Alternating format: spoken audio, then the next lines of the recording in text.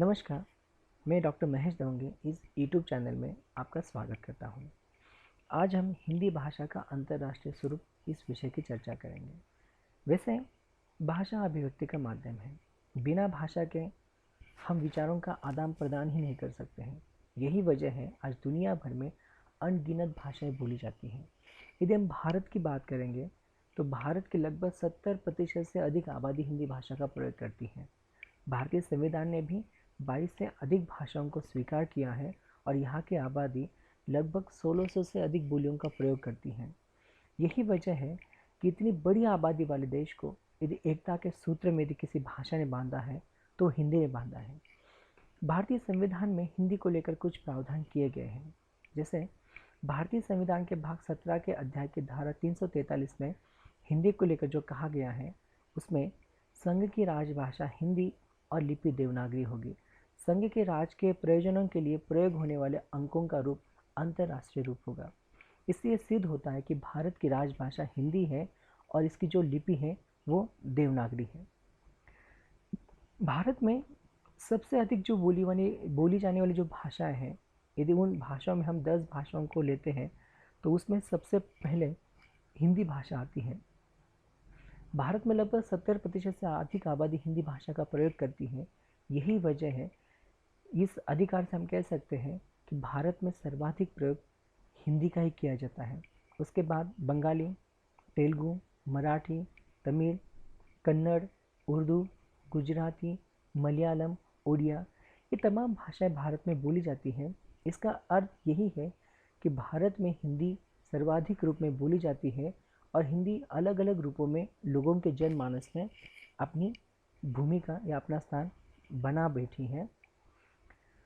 भारत में सबसे अधिक बिकने वाले जो समाचार पत्र हैं उसमें जो सर्वाधिक 10 समाचार पत्र है उसकी सूची आपके सम्मुख है, जिसमें हिंदी जागरण, हिंदुस्तान, दैनिक भास्कर, मलयालम, मनोरमा, दैनिक थांटी, Rajasthan Patrika, Amar Ujala, times of India, मातृभूमि, लोकमत। इन लगभग 10 समाचार पत्रों में यदि आप गौर करेंगे तो ये महसूस करेंगे कि 10 समाचार पत्र में सर्वाधिक बिकने वाले हिंदी के 5 समाचार पत्र इस सूची में शामिल हैं, जो इस बात को बखूबी सिद्ध करते हैं कि भारत में सबसे अधिक बोली जाने वाली या समाचार पत्र के रूप में लोगों तक पहुंचने वाली जो भाषा है वो हिंदी है। भारत में हिंदी भाषा का प्रचार प्रसार तो हुआ ही है, लेकिन जब हम ये देखते हैं कि अंतर्राष्ट्रीय स्तर पर भी हिंदी का प्रचार प्रसार जोरों पर है और अलग अलग देशों में भी हिंदी में अध्ययन अध्यापन शुरू हुआ है, तो भारत के बाहर हिंदी के फैलने के जो कारण हैं उसमें 2 कारण हैं। पहला है विदेशी। विदेशियों में वे विदेशी लोग आते हैं जो राजनीतिक, सामाजिक, आर्थिक आदि कई कारणों से भारत के साथ जुड़ना चाहते हैं, भारत की संस्कृति का अध्ययन करना चाहते हैं, व्यापारिक दृष्टि से लाभ उठाना चाहते हैं। या ऐसे तमाम कारण हैं जिसके माध्यम से विदेशी लोग भारत में आते हैं या भारतीय हिंदी को सीखने की कोशिश करते हैं, और यही लोग हैं जो भारतीय हिंदी को अपने अपने देशों में जाकर प्रचारित और प्रसारित करते हैं और इनके माध्यम से हिंदी अंतर्राष्ट्रीय स्तर पर फैलती है। दूसरा कारण है प्रवासी भारतीय। प्रवासी भारतीय उन लोगों को कहा जाता है जो 17वीं 18वीं शताब्दी में भारत से मजदूर के रूप में अलग अलग देशों में जैसे मॉरिशस है, फिजी है, सूरीनाम है आदि देशों में गए थे और वहीं जाकर बस गए। आज वहाँ उनकी तीसरी या चौथी पीढ़ी कार्यरत है।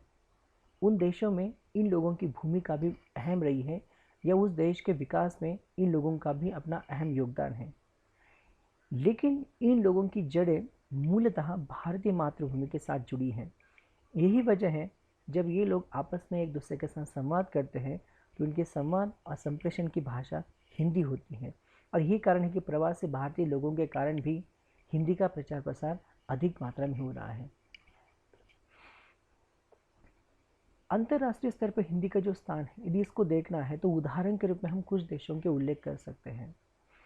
ये वे देश हैं जो अपनी इच्छा से हिंदी के अध्ययन को लेकर कुछ सुविधाएं मुहैया करा रहे हैं, क्योंकि वहाँ की बहुत बड़ी आबादी ऐसी है जो हिंदी को सीखना चाहती हैं। अमेरिका के भूतपूर्व राष्ट्राध्यक्ष बराक ओबामा जी ने कहा था कि यदि आपको भारत को समझना है तो हिंदी के माध्यम से आप भारत को समझ सकते हैं। यही कारण है कि अमेरिका जैसे महासत्ताशाली देश में भी तमाम विश्वविद्यालय में हिंदी में अध्ययन और अध्यापन की सुविधा मुहैया कराई गई है। वर्तमान में 40 से अधिक विश्वविद्यालयों में हिंदी का अध्ययन और अध्यापन कार्य शुरू हुआ है। साथ ही अमेरिका से ही विश्व अन्यथा, सौरभ, विश्व वेग आदि हिंदी पत्रिकाओं का विधिवत प्रकाशन भी वहाँ से किया जाता है।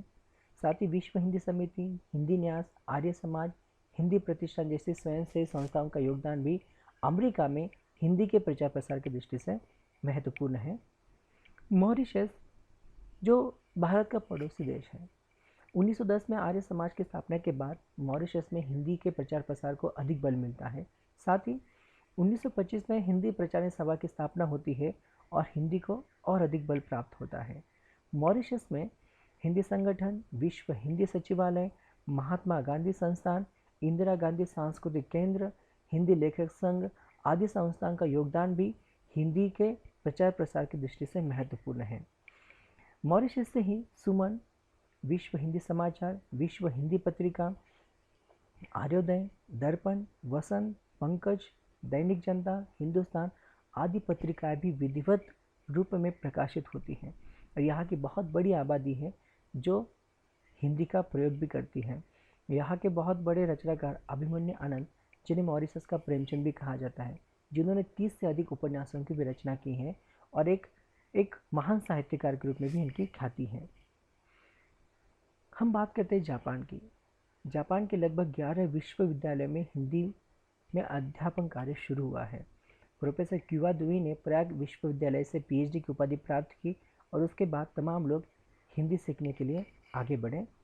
इन्होंने ही हिंदी जापानी शब्दकोश का भी निर्माण किया था, जो जापानी लोगों को हिंदी सीखने की दृष्टि से अपनी अहम भूमिका निभाता है। फिजी की बात करेंगे तो फिजी के संविधान में हिंदी भाषा को मान्यता प्राप्त है। जैसे भारतीय संविधान में कई भाषाओं को मान्यता प्राप्त है, तो फिजी में भी हिंदी को उस देश की भाषा के रूप में मान्यता प्राप्त हुई है। वहाँ की आबादी के लगभग 50-55% लोग हिंदी भाषा का प्रयोग करते हैं। यही से जय फिजी, शांति दूत, फिजी वृत्तांत और उसके साथ ही तमाम ऐसी पत्र पत्रिकाएं हैं जिनका विधिवत प्रकाशन फिजी से होता है। इसके साथ है रूस। हिंदी साहित्य का सबसे अधिक अनुवाद यदि किसी भाषा में हुआ है तो वो रूस में। उदाहरण के लिए वारानिनकोव द्वारा रामचरितमानस का अनुवाद हुआ है और यही नहीं, भारत की लगभग जितनी भी प्रसिद्ध रचनाएं हैं उन तमाम रचनाओं का अनुवाद रूसी भाषा में हुआ है। यही वजह कि रूसी और हिंदी भाषा में एक अटूट रिश्ता दिखा देता है। इसके बाद त्रिनिदाद, इनकी भाषाएं त्रिनिदादी हिंदी है जिसमें भोजपुरी के पर्याप्त शब्द घुल मिल गए हैं। यहाँ धर्म महासभा, आर्य प्रतिनिधि, विश्व हिंदी परिषद, हिंदी संघ और कबीर पंथ एसोसिएशन आदि संस्थाओं का योगदान भी त्रिनिदाद में हिंदी भाषा के प्रचार प्रसार की दृष्टि से महत्वपूर्ण है। इंडोनेशिया में भी हिंदी के प्रचार प्रसार को लेकर महत्वपूर्ण भूमिका कई संस्थाओं द्वारा निभाई जा रही है। जर्मनी की बात करते हैं तो जर्मनी में 1955 में हुम्बोल्ट विश्वविद्यालय में हिंदी का अध्यापन कार्य शुरू हुआ और उसके बाद तमाम लोग हिंदी पढ़ने के लिए आगे आए और वो हिंदी सीखने लगे। 1985 में हिंदी जर्मन कोश का निर्माण हुआ। कार्ल मार्क्स, लिपजिग और मार्टिन लूथर किंग हार्ले विश्वविद्यालय में हिंदी का अध्यापन कार्य शुरू हुआ है। आज भी जर्मनी के तमाम लोग हिंदी भाषा सीख रहे हैं। चीन की बात करेंगे जो पड़ोसी देश है, जिसमें पेकिंग, बीजिंग, छुड़छुड़ विश्वविद्यालय में हिंदी में अध्ययन अध्यापन का कार्य शुरू है। प्रोफेसर चितिन हान द्वारा प्रेमचंद की कृत निर्मला एवं तुलसीदास कृत रामचरितमानस का भी अनुवाद किया गया है। प्रोफेसर पी शेन द्वारा वाल्मीकि रामायण का अनुवाद भी चीनी भाषा में हुआ है और ये बहुत बड़ी वजह है। हालांकि इसका कारण भी ये है कि भारत बहुत बड़ा बाज़ार है और यहाँ की आबादी के साथ जुड़ना है तो निश्चित ही इन लोगों के दिलों में और दिमाग में अपने देश के प्रति यदि उम्मीद जगानी है, आस्था बढ़ानी है, तो यहाँ की भाषा को सीखना बहुत ज़रूरी है। यही वजह है कि तमाम देश हिंदी भाषा का स्वीकार कर रहे हैं। इसके साथ ही हिंदी जो अंतर्राष्ट्रीय स्तर पर जो बढ़ रही है, हालांकि कुछ ही देशों के उल्लेख हमने किए हैं, लेकिन तमाम ऐसे देश हैं, लगभग आप ये कह सकते कि विश्व भर में 150 से अधिक विश्वविद्यालयों में 50 से अधिक देशों में हिंदी में विधिवत रूप में अध्ययन और अध्यापन का कार्य शुरू है।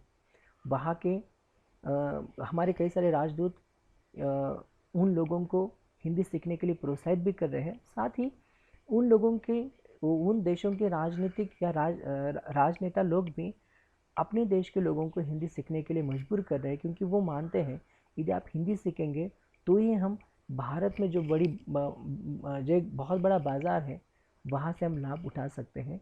इनके साथ ही अंतर्राष्ट्रीय स्तर पर हिंदी जो फैल रही है, प्रचार प्रसारित हो रही है, उसका एक बहुत बड़ा रीज़न है, वह है विश्व हिंदी सम्मेलन। अब तक 10 विश्व हिंदी सम्मेलन हो चुके हैं, जिसमें प्रथम विश्व हिंदी सम्मेलन नागपुर में हुआ, जो 10 से 12 जनवरी 1975 में हुआ। और यही वजह है कि 10 जनवरी को प्रवासी भारतीय दिवस के रूप में भी मनाया जाता है, जो प्रथम विश्व हिंदी सम्मेलन के रूप में ऐतिहासिक भूमिका निभाता है। इसके साथ ही पोर्ट लुइस मॉरिशस में, फिर नई दिल्ली भारत में, पोर्ट लुइस मॉरिशस, त्रिनिदाद और टोबैगो लंदन यूके, साथ ही फिर पारा मारिबो सूरीनाम न्यूयॉर्क अमेरिका, जोहान्सबर्ग दक्षिण अफ्रीका, और हाल ही में 2015 में 10वां विश्व हिंदी सम्मेलन भोपाल में बड़े धूमधाम से मनाया गया। और ये भी एक वजह है कि जिसके माध्यम से हिंदी अंतर्राष्ट्रीय स्तर पर अपना परचम लहरा रही है।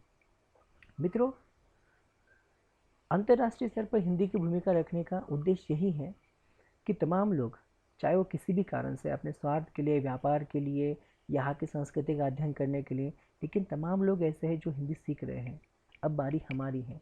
हम भारतीय लोग कोशिश ये करें कि हम सभी भाषाओं का सम्मान करें, चाहे मराठी हो, हिंदी हो, अंग्रेज़ी हो। जिसके पास जितनी अधिक भाषाएं हैं उसके लिए ज्ञान के सोर्स अधिक बढ़ जाते हैं, लेकिन ज़रूरी ये भी है कि हम हिंदी भाषा का स्वीकार करें, हिंदी पढ़ें और हिंदी पढ़ाएं। आपने मुझे सुना, आप सबका बहुत बहुत धन्यवाद।